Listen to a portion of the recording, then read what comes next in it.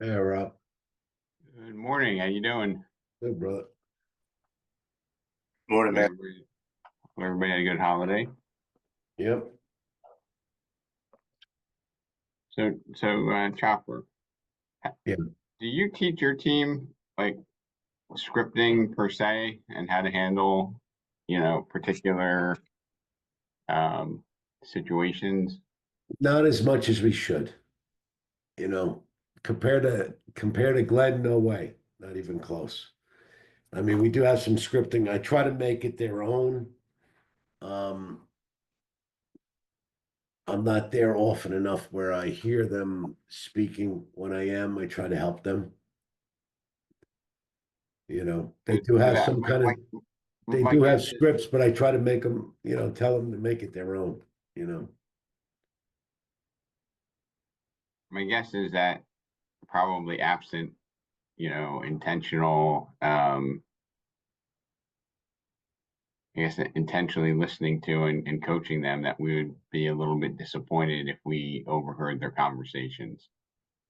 Oh yeah, no, I'll And listen to the Zillow calls. You want to shoot yourself sometimes, but I tell them that they're not listening. They rush along too much, and they're not listening to the response of the client. Sometimes they're predetermined of what the answer will be. right.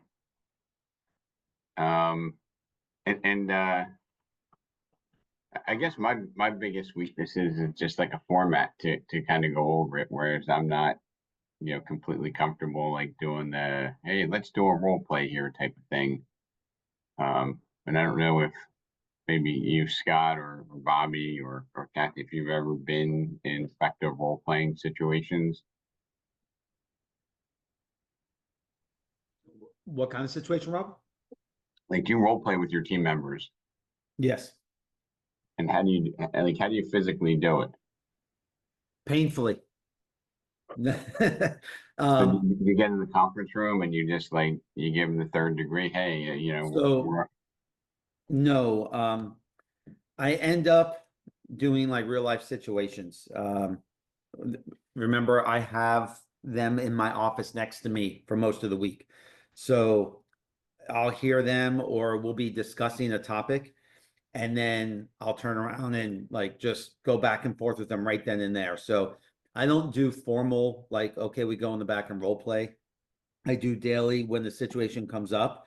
All right, what could we do different? Did you ask the questions? I get surprised sometimes.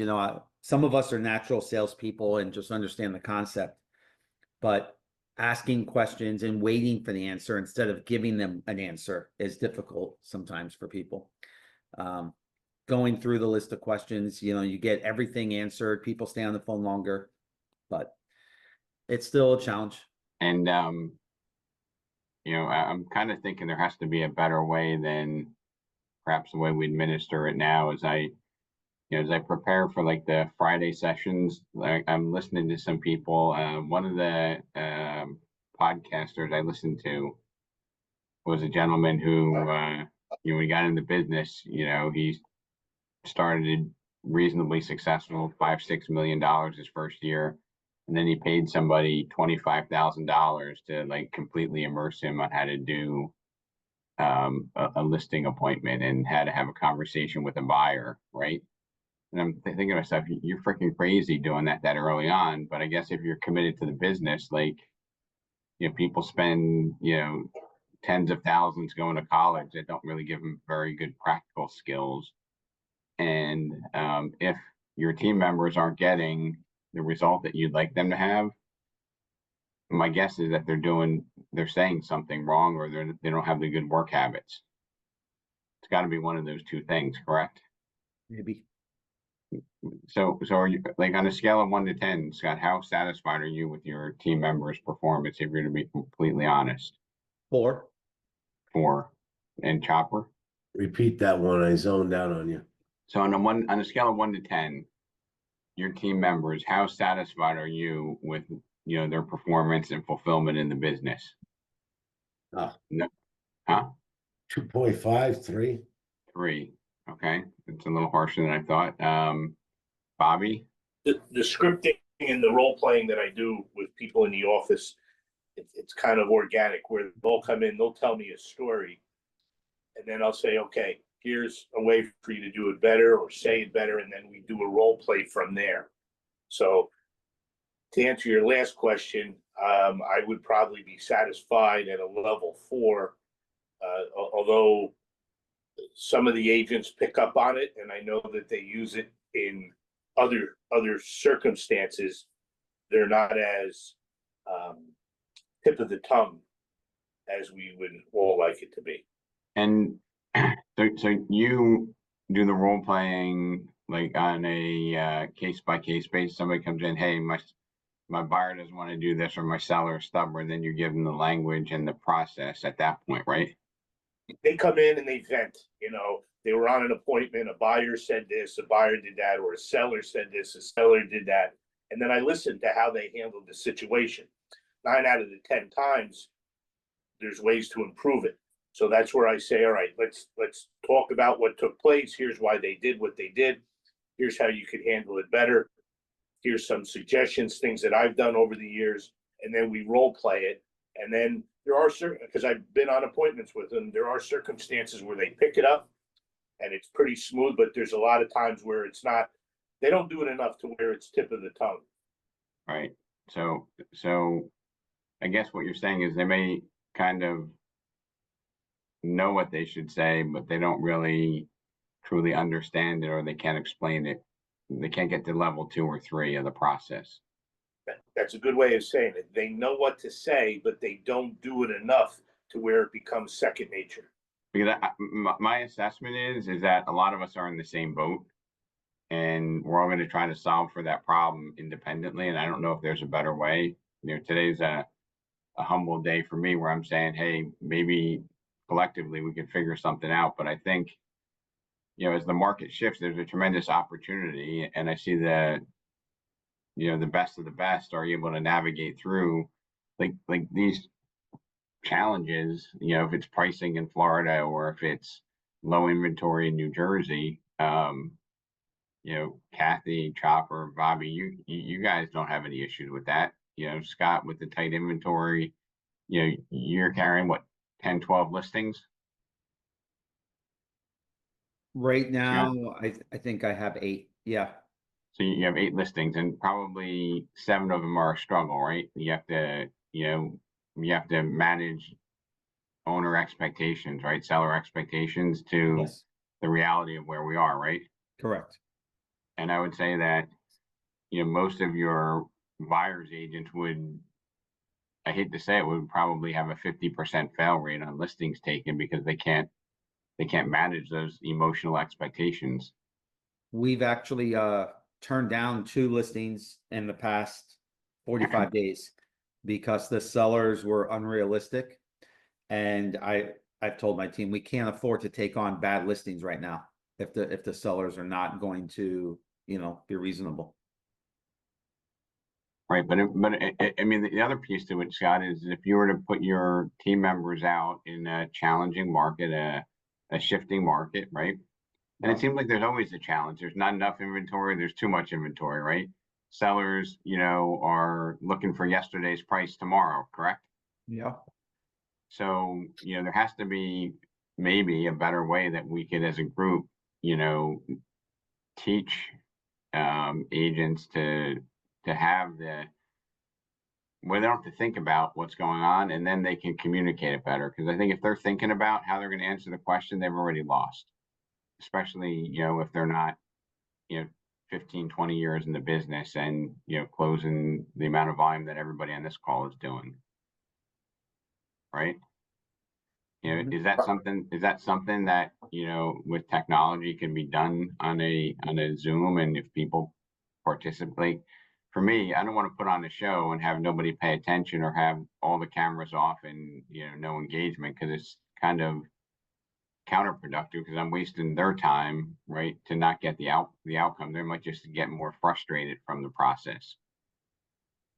But Can I ask Scott? Good. Sorry. Can I ask Scott a question? Mm-hmm. You said you turned away 2 listings. And Scott, I know you're a great realtor and you have good dialogue with your clients. I find it hard to walk away from any listing at this point because they're so hard to get. Why not take those overpriced listings and just take them for 6 months and get a price reduction in 30 days at a time? Because not everybody wants to price them at where they need to be to sell. I'll give you one example. We went to a condo that has been for sale for 2 years. We were the 5th agent. I think that he was interviewing this time, but it has been literally listed by 4 different agents.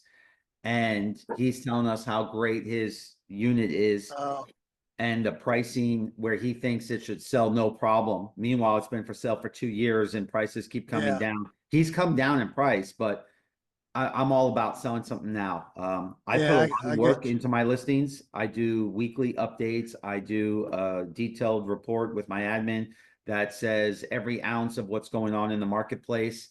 And I honestly don't have time to spend on someone who isn't going to be realistic about wanting to sell. If their motivation isn't right, it's just wrong. But yeah, I Yeah. mean, also the photographer, by the time I get done, like the actual out-of-pocket expense is at a Yeah, I bare get you. minimum, like $700 for a listing. Yep. So Yeah. why am I going to spend bad money?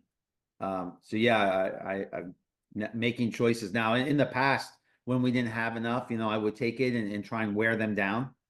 But I'm looking at the big picture right now in the condo market, the way it is. I have condos that people are listening to me, and I'm like one of the 5 cheapest. All my condos are the cheapest ones, and we still can't sell them because there's just way too many. Yeah, I thought you were talking more about single family homes, but yeah, No, the condo no. market really is bad down here. Yeah. I know, I got one. I have one too that's, they're reasonable on the price, but it's just taking forever to sell. Takes forever. All right, cool. You answered my question. Thank you, man. Yeah. Rob, So, can I jump in, Rob, real quick? yeah, So I'm just going to offer up the other side of the coin. So as a rule, typically I'm more of a seller listing agent than working with buyers. But considering the market up here, I'm showing more homes than I've done in the past, calling more buyers than I've done in the past. And it's happened to me recently where I get in the car and as I'm driving away, I go, son of a gun, I should have said this, or I should have said this, or I should have handled something differently. So when you're talking about role playing, tip of the tongue knowledge, when I'm sitting in front of a seller, I'm very confident, I'm very relaxed, and I like to think I know what to say. But with a buyer, I am out of practice. And that's just even in this meeting, or the realization that I'm out of practice with buyers, and I have to have more conversations in order to be just as confident with the buyers as I am with the sellers. yeah, and I think I think we, at least when I went to, school and broker school, they teach you about like obedience is like, oh, Scott, what do you want to offer on this house? Or Chopper, what do you want to list it for? Right. I'm going to be like obedient and trying to do what your request is. I think that's, uh, it's kind of like a false positive because you're not helping them if you don't, give them the pathway to the most positive outcome. Because, if you take that listing and it took you, 6 months, then you get a 6-month extension and you sell it, Scott, you lost money on that deal, right? And you're smart enough, you've been doing this long enough, you understand that, right? If you're working with a buyer and you run them around for 6 months, you're probably losing money, right? Whether it's losing absolute dollars because of your direct costs, or whether it's just losing a massive amount of opportunity cost to do other things, right? And Yep. nobody wins in those scenarios, right? In the scenario where the house is on the market for a year, there's no winner in that case. When you're running around with a buyer for 6 months, there's no winner, right? Everybody's losing there. And in my opinion, it's just because the process isn't clear. I mean, there's always a pathway to getting a house sold, even in the toughest markets, right? When there were short sales, there was a path to do it. When there was a lack of inventory, there's a path to do it with buyers, because some buyers, even if there were 25 offers, there was one person that was winning that, right? And that's not just one piece. It's not down payment, price, and terms. down payment price and terms and relationships of the buyer's agent to the listing agent, and, you know, them guiding the seller on the merits of their, like, there's a whole process to it that's more than filling out paperwork and submitting it.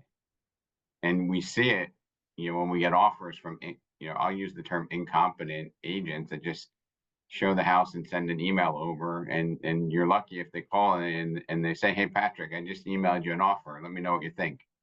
Right? I mean, like, you know, that's probably the average.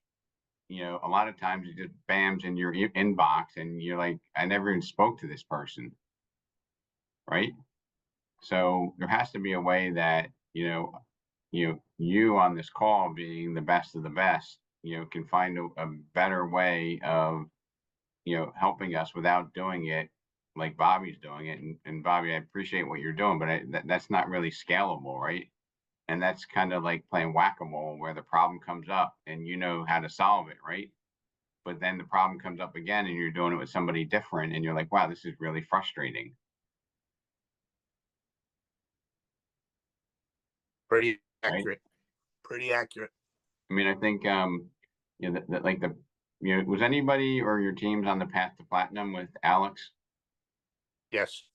And like, that was probably, and I unfortunately didn't make many of them. That was more of getting you into the habits that will help you get more opportunities, right? But he didn't go deep into the conversion process. Correct. Right. And when I was studying for like the seller and then the buyer conversation, I realized I was humbled amazingly, and I'll admit this to all of you, because there's so much stuff that I didn't even think about that we could be introducing into those conversations. Right. And a lot of times our own success is a challenge, because somebody said sometimes you're a natural and you can just get it done. But when you're a natural and you can just get it done, it's hard for you to lead people because there's no process for them to follow, right? And it gets really unprofitable if, Scott, you have to go on all the listing appointments, right? Why do you have them? If you have to get involved with all the buyer sides, negotiation, helping them solve all the problems, then what's the point to really having the buyer's agents? It becomes more of a drag, right? Mm-hmm. And they're probably out there looking at United and Keller Williams and all these other EXPs saying, hey, they're offering 80-20, you're giving me a 50-50, right? But they don't even understand what they don't understand. Yep. Right. And we could all say, well, 50% of something big is a lot better than 80% of nothing, but that just goes right over their head, right? They think that's just like you don't have it, so therefore you're making excuses for it, right? So I don't know, maybe I'll talk to Wayne, my coach, and figure out if there's a way that we can, get the group, because I don't want, it doesn't make sense for like 30 or 40 team leaders to spend the amount of time proctoring these role play calls if there's a more efficient way to do it. And, I think when we do this, even if you were to say, hey, we're going to do it every day for an hour and you need to attend, 6 of them a month, right? And we take attendance somehow, maybe I can take some of the burden off of you as team leaders, and maybe you as team leaders can volunteer to come on twice a month or once a month to just talk to the entirety of the group, because you're the ones that are, getting out of the straitjackets and making stuff happen. I think that's a great idea. When you say Coach Wayne, Wayne who? Wayne Frederick? Wayne Einhorn Oh, okay. is the coach that I have he coaches a lot of brokers, and I don't know if he does any large teams anymore, but I'm sure that he actually does a 100 plus brokerage mastermind where they talk about recruiting dialogues and scripts. It's not as deep as I'd like it to be, but we do that once a month. And he also has a collaborative mastermind about like what are the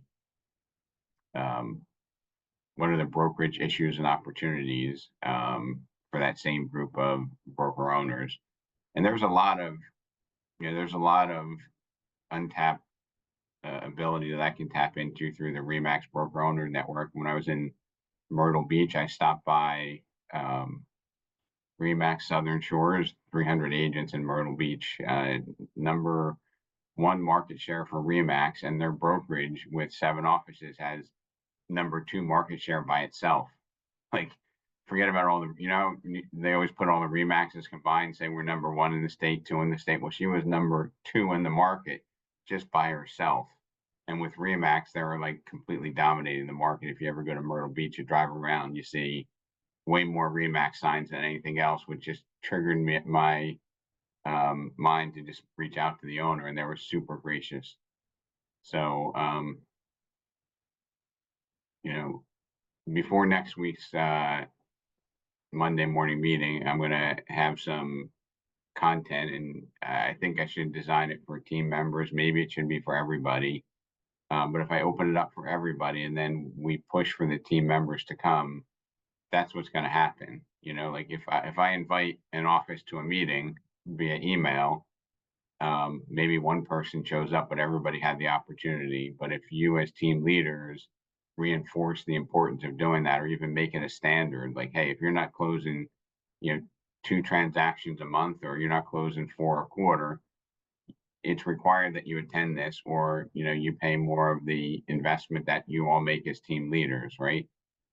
And it's not about trying to get them to pay for what your overhead is. It's about getting them to be committed to a successful outcome, right?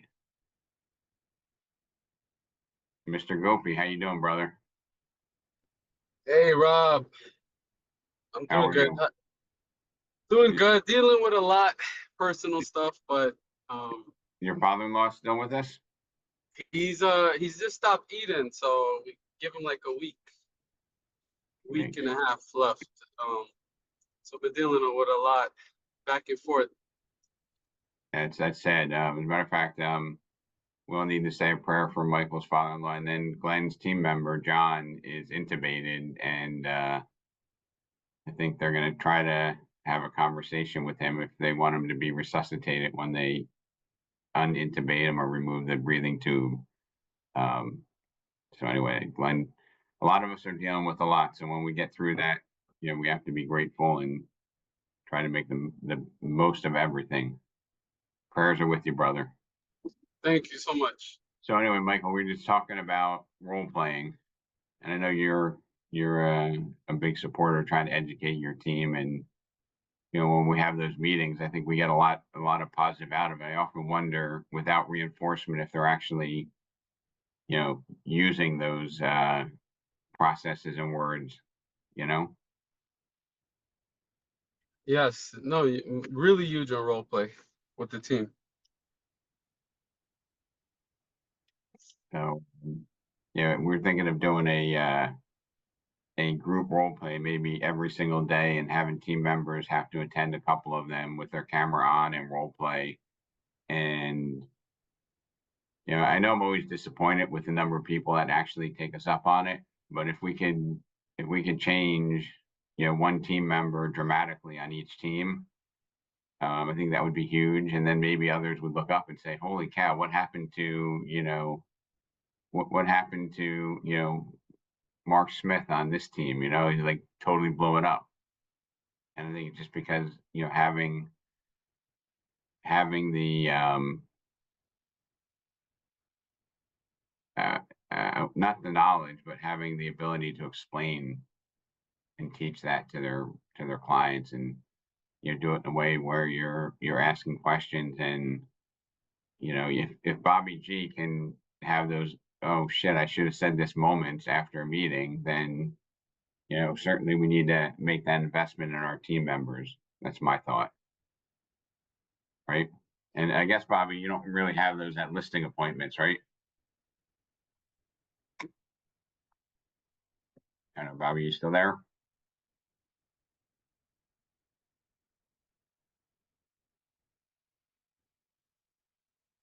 Anyway, and I assume that most of you would volunteer for, taking maybe a shift or 2 a month to co-host that with me. Rob, I'm sorry, I couldn't get off of mute. I'm sorry about that. No, I was saying that you probably don't have many of those moments at listing opportunities, right? No, I do not. Because your process is set and, you know, what's your close rate on listings? Of Uh, getting them signed, not selling, It's over 95%. right? And then, you know, the buyers that you work with, you're probably not at that high of a level, right? That's probably 5%. 5? Well, you know, I'm trying to show the extreme. I'm not nearly as confident and comfortable as I am with sellers. And how about this part of it, Bobby? Just getting the buyer agency agreement signed. What's your comfort level on that? I'm getting much better on that. But okay, but wow, that's a perfect example. The more I do it, the more comfortable I become. More tip of the tongue. I could explain the document. I could explain the scenarios, and you hit the nail on the head, Rob. It's almost going over like a listing agreement. So the more buyer agency agreements that the conversations I have, I'm honestly saying I don't have any problems with it at all right now. So here was my big aha moment when I was doing research for last Friday's mastermind. Is when you're with a prospective buyer, you know, can you say, hey, you know, what are your expectations of a buyer's agent or a buyer representation, right? And then say, with all due respect, you're not expecting enough. Like, honestly, I think that gives us the opportunity to showcase all the other things that we do. And it puts it in a way where we're asking questions because the person asking questions is in control of the conversation. Right? I mean, like if I asked, you know, Patrick, what are your buyers expecting of a buyer's agent? They probably don't even know, do they? They think opening doors and writing contracts, that's it. Rob, I had buyer appointments this weekend, and the buyers didn't have any idea what the buyer agency agreement was about. They never heard of it. And they probably were out looking for a little while, right? One of them was. Yeah. And you know, I think it was 4 pages, my notes from that buyer agency mastermind on Friday. And honestly, I don't think I could have eliminated any of it because it was also impactful, especially for newer agents that needed to be able to demonstrate value, in my opinion. You know, and just asking the question, Bobby, what do you expect of a buyer's agent? And then you hear them go, well, I don't really know. Well, here, we have this document here. It's going to explain, you know, what you can expect from me as I represent you through the process, right? Yeah. It's just completely amazing. One question. Yeah. And if they have 1 or 2 things, you can say, hey, you know, with all due respect, Bobby, I think you're not expecting enough. And, you know, here's what I provide to my clients. All right. That's a script and a dialogue I'll try to use in the future. Yep. And then let's try to, you know, bestow that upon the 30 or 40 agents in your organization there, Mr. G. So anyway, I will communicate. Hopefully we get a little bit better turnout. I want to try to have a larger impact next Monday. And I will be prepared to discuss the schedule and, you know, get some involvement. What time do you think would be best for, you know, team members to participate? Would it be 8 to 9 every day, 9 to 10? Would it be varied in your opinion? Probably 9 o'clock is good. What's that? 9 o'clock? I have 1 vote for 9. Anybody else? I leave it at 8:30. I like it there. 8:30 or 9? I Does think, anybody have team members that wouldn't be able to make it like during the day because of family or I hate to say it, they have other job responsibilities? My guys have kids and grandkids responsibilities in the morning. So it's even tough for us to have a regular office meeting during the day. So would it be helpful to have, you think, one at 4, 5, or 6 during the afternoon, during the week for those who can't make it during the normal hours, or am I gonna water down the impact? Well, I don't know if this will help, but whether maybe you record the meeting, which you might be doing already, you record the meeting and then we make it accessible to the people that can't make it in the morning.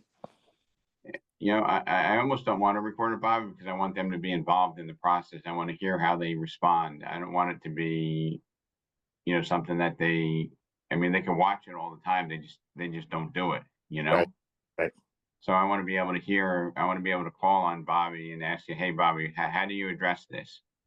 And then take a role play with you. Otherwise, you're never gonna hone and sharpen the skills, in my opinion. No, it's a valid point.